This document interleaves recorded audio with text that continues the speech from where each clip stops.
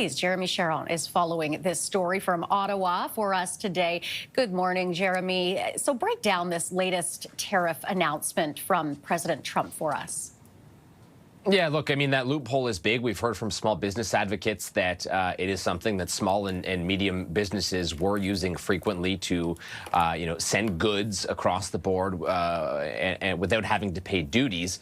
So that is significant and will hurt small and medium-sized businesses. When it comes to copper tariffs, this is a 50% tariff on some copper products, not all copper products, which was initially the fear, which kind of what many thought would happen, which would be that it would be for copper products across the board, which would have had a significant, impact on Canada.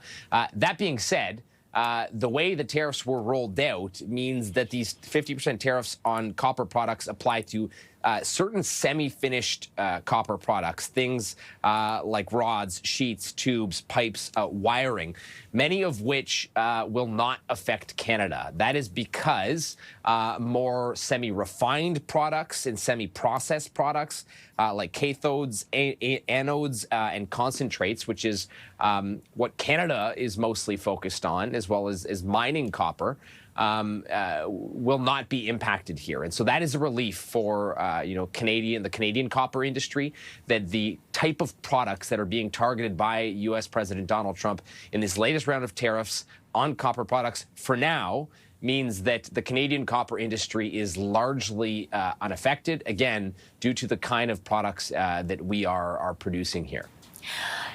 Now, Jeremie, what about this Truth Social post from Trump tying Palestinian statehood to trade?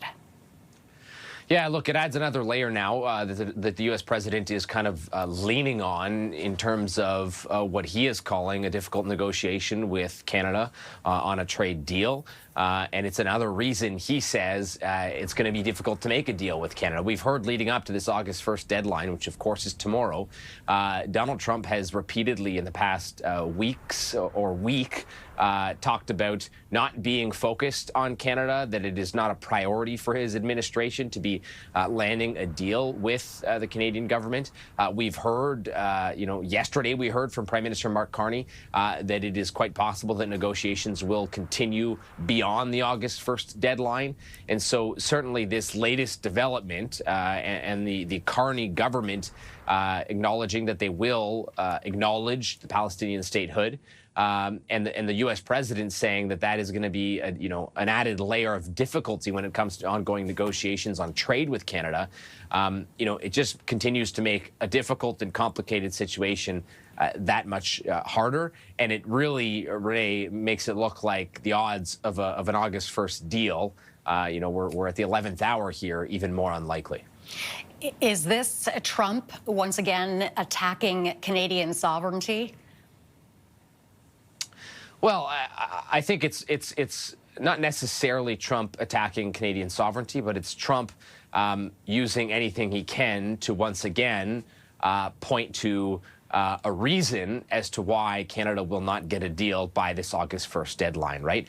It is exactly what we've seen repeatedly with Donald Trump, which is that things change on a daily basis, and he often picks kind of a new thing, a new subject, a new issue that he can hinge on as a reason for, not moving forward on negotiations or a sticking point in negotiations. So this is yet another thing that Donald Trump will continue to lean on when he talks about why, Canada and the U.S. have not reached a deal on tariffs and why Canada will be facing, as of tomorrow, and as you've touched on, an increased 35% tariff on goods that are non-CUSMA compliant. I think that, if you ask a lot of trade experts, Canada should be taking its time when it comes to getting a deal. When we look at some of the deals that have been done so far between the U.S. administration and other countries, a blanket 15% tariff across the board has become kind of the norm. Canada right now, due to its CUSMA deal, kind of has a better deal than that already. And so if Canada were to face that 15% tariff across the board, experts have said that would be detrimental. That would not be a good deal at all for Canada. And so they're better to take their time and continue to try and effort a deal that will be better for our country rather than try and rush a deal through prior to this August 1st deadline. But it's clear Donald Trump and his administration are playing hardball here. Okay, Jeremie, thank you very much for this. That is CTV's Jeremie Charron reporting for us from Ottawa.